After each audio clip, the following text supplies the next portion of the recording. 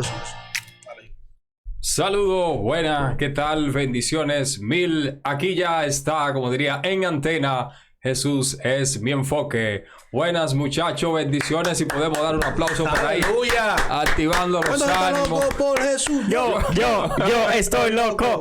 Esa es la actitud, muchachos. ¿Cómo están? Buenas Amén. tardes. Samuel, saluda. Buenas tardes, pueblo de Puerto Plata, República Dominicana y el mundo. Desde aquí, su servidor Samuel Álvarez, saludándoles un afectuoso saludo en el nombre del Señor hacia todos ustedes. Y en el día de hoy traemos un contenido bien emocionante para cada uno de ustedes. Hay noticia, hay pelota y hay un tema central que tiene que ver cómo, qué tan difícil o por qué es tan difícil llevar un amigo a la iglesia. Pero para ello, antes de queremos escuchar la voz, su presencia del señor JR. Saluda. Vamos a estar al medio hora. Bendiciones, mi gente. Estamos aquí ya en el lunes de debate y como ustedes ya escucharon, tenemos un contenido muy pero muy variado con noticias, deportes y también el tema de hoy. ¿Qué tan difícil o por qué es tan difícil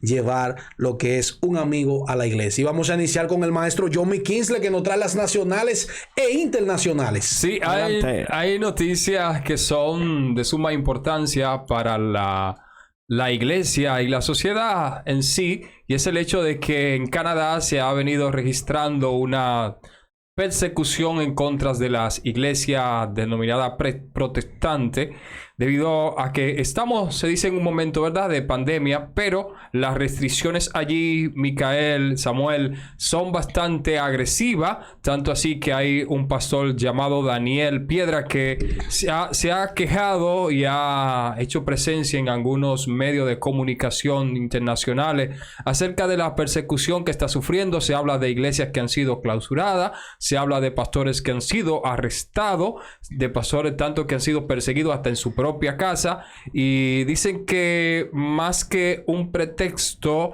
que se toma por estos tiempos, sino que se quiere lograr algo más que simplemente por el momento cerrar la iglesia, porque se está delimitando de una forma muy drástica la cantidad de personas. Por ejemplo, que a una congregación que anteriormente tenía aproximadamente unos 1,500 miembros, se le permita nada más tener 10 a 20 personas. Es una cosa que, óigame, alarmante y no corresponde con la realidad. Y esta es una noticia que ha preocupado al pueblo cristiano en Canadá, tanto en la provincia de Ottawa, me parece, sí, Ottawa, en Canadá, es el estado, más bien, donde se han venido registrando. ¿Qué le parece, Micael, este asedio que está sufriendo la iglesia? Esta persecución. Está bien de que yo creo de que estamos en un momento, bueno, que hay que tomar medidas,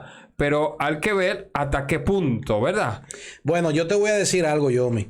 La palabra de Dios se está cumpliendo cada día más, y aunque la gente quiera negarlo, la venida de Jesús está cerca. Dice la palabra de Dios que cuando viéramos estas señales, serían principio de dolores, y su venida estaría cerca.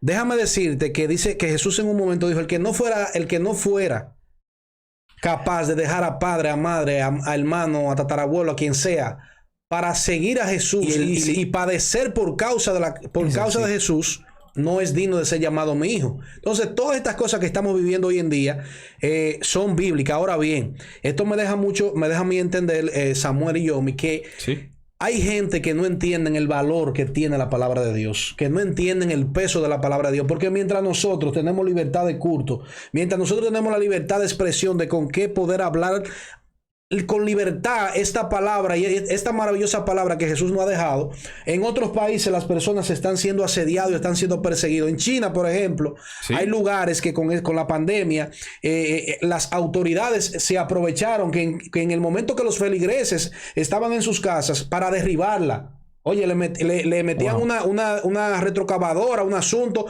y derribaban las iglesias, porque todos sabemos cómo operan los gobiernos asiáticos. Y déjame decirte que qué va a hacer estas personas cuando quieran retornar a sus iglesias. Ahora van a tener que hacer las cosas en sus casas hasta mientras tanto, o hasta nuevo aviso. Y mientras nosotros tenemos esta palabra que está aquí, que está en el pergamino, o la podemos descargar en la Apple, o como Dios nos permita, hay personas, por ejemplo, en China, que duran hasta 10 y 20 años para poder recibir una parte de un pergamino de la palabra. Es un gobierno prácticamente comunista. Dictatorial. Exactamente. Entonces, ¿qué te parece a ti? Que hay gente que cuando le entregaron el pedazo de un pergamino de la palabra de Dios después de 20 años, que no pudo ni leerlo, cuando lo tiene en sus manos se siente con regocijo porque dice, por fin puedo tocar la palabra de Dios. Y muchas veces nosotros tenemos la Biblia en la casa y ni la leemos. Tenemos 3 hasta 4 Biblia y no leemos la palabra. Esto nos da a nosotros una enseñanza, señores. Esta persecución de nuestros hermanos cristianos en otros países y la persecución que tienen hacia las diferentes denominaciones nos da a entender a nosotros que nosotros estamos viviendo un evangelio demasiado cómodo en la República Dominicana. Y que también no solamente es leerla, sino también vivirla. Vivirla, porque... Pero por el oír viene la fe.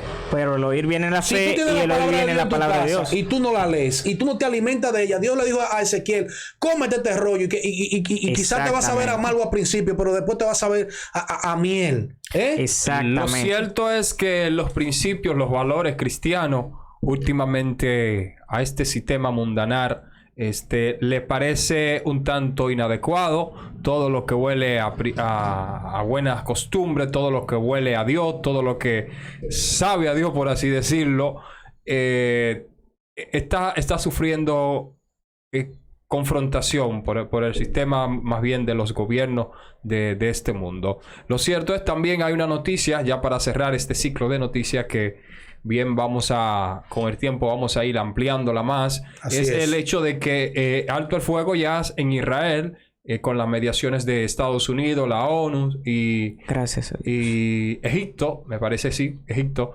estaban mediando para que hubiera un alto fuego entre Palestina e Israel.